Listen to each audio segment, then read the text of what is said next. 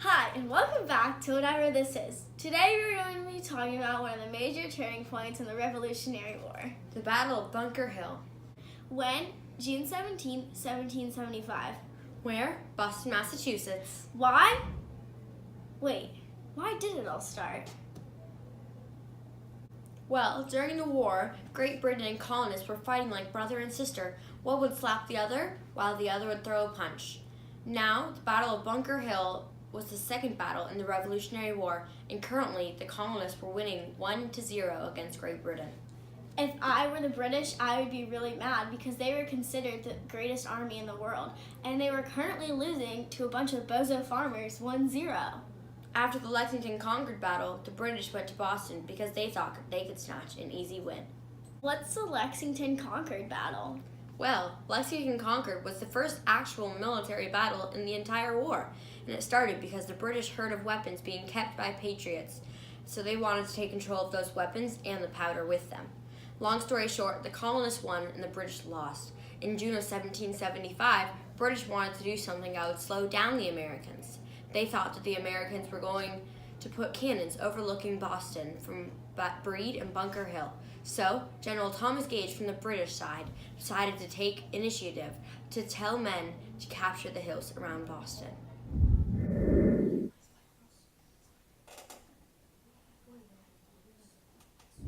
Alright boys, there's only been one battle and we've lost it. I'm sick of this.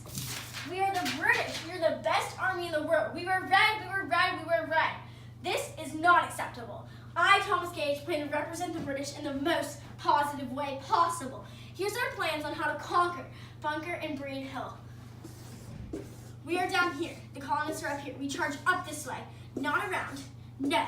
Not up here. No. Not around. No. We are going to take their stuff. We are going to take their stuff. We are going to kill. Any questions? That's what I thought. Wait, but don't the colonists own the hills? Well, the hills belonged to Boston. So what are the colonists going to do? Well, the Americans only got word of this at June 16, 1775. The colonists went up to Breed's Hill the night before the battle was going to happen. They decided they were going to fight back. So, overnight, the colonists set up and prepared to fight. Wait, overnight? Yeah, that's what I said. But what's going on? Will you just be quiet and let me finish? Okay.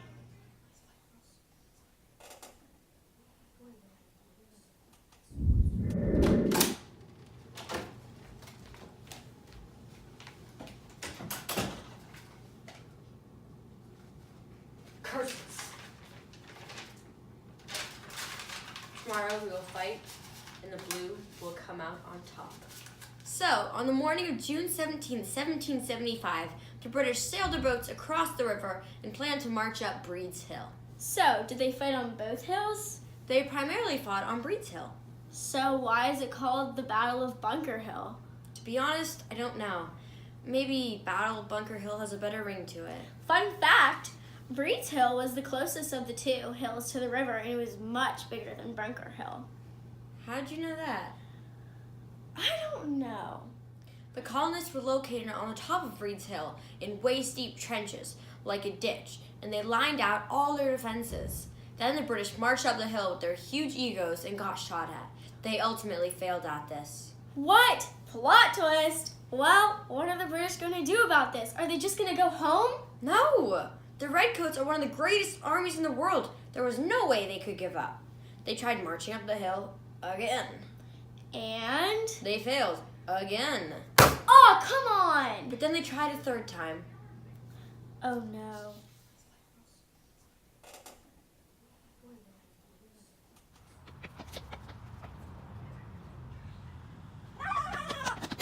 All right, boys, we got chased down once, but what does this mean? We try again. We charge up that hill, straight on, because we are the greatest army in the world. British on three. 1, 2, 3, British! 1, 2, 3, charge! We got chased down again. But what are we going to do? We're going to try again, because we are the greatest army in the world. Wait, but like, didn't we... British on 3. 1, 2, 3, British! 1, 2, 3, charge! But by this time, the colonists had started to run out of ammo. Some of them had gunpowder and no bullets, while some had bullets and no gunpowder. So, did they just give up? No, why are you such a downer? Because my dog died when I was 7. Why does that even matter? Anyway, the ones without bullets stuffed their guns with rocks and sticks, and the ones without gunpowder saved their bullets to the ones with gunpowder. They were told, don't fire until you see the whites in their eyes. What does that mean? Well, it basically means don't shoot until you think they're going to surrender. Don't waste your bullets. Well, did the colonists win?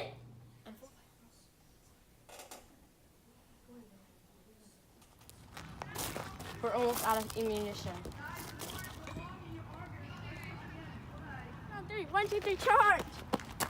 Unfortunately, that was not enough for the colonists, and they lost and were captured by the British. Oh, so is that the end? Not really. It was kind of a win for the colonists, too.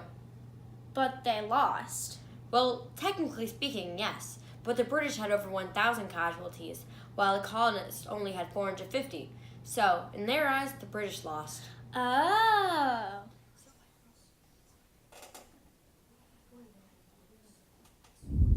We are victorious. But After this, the colonists were on their high horse, and they decided to continue fighting more battles, and eventually, what? Eventually, you'll find out the next time we do one of these. Well, when is that? I want to know what happened. Probably never. Okay. Bye!